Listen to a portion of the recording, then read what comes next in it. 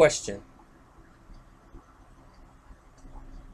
When you are a martial artist, even a black belt, or even a master, and you have gotten older and you can't kick and fight like you used to when you were much younger and in your middle ages, what do you do? What do you resort to? Or if you are a person that's an older person who has certain physical limitations, what do you do when you need to learn self-defense outside of a gun? Answer: you need to find someone to teach you something about pressure points if you don't already know them. Now, listen to what I'm saying to you. I'm not talking about vulnerable points on the human body. Most karate schools have seen karate targets on a poster over the years, for decades. The same poster. Most martial arts schools have seen that poster with the guy with his arm in the air. You see all the points on the body that are pointing to targets, vulnerable targets. Those are not pressure points. Those are just targets that you can strike, but you may not be able to reach those targets. Or the person might resist you. Kneecaps, shins, insteps, ribs,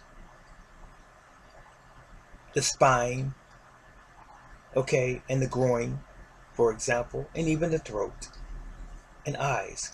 Those are common targets for a martial artist.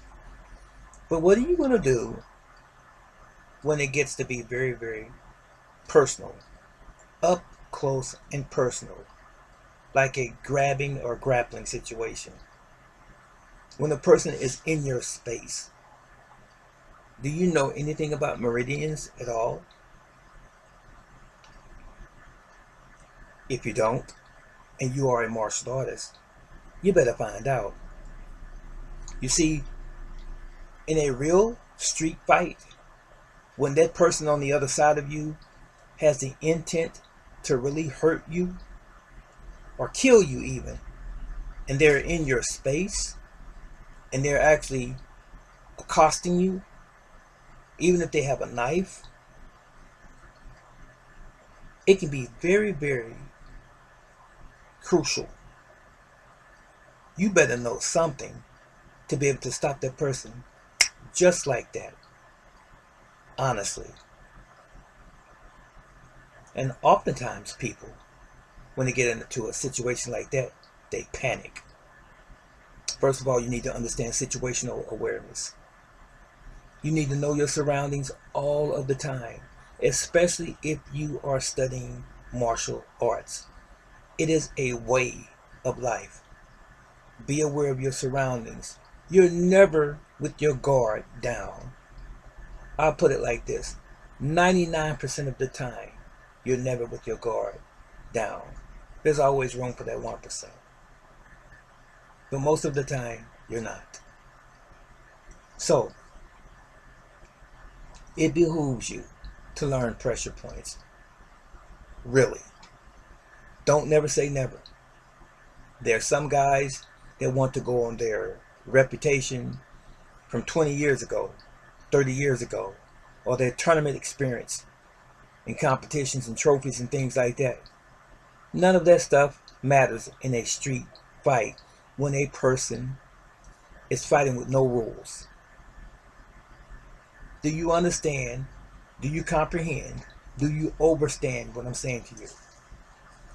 These are real life lessons that I'm telling you right now. Okay? This is Brother Teacher. Think on these things.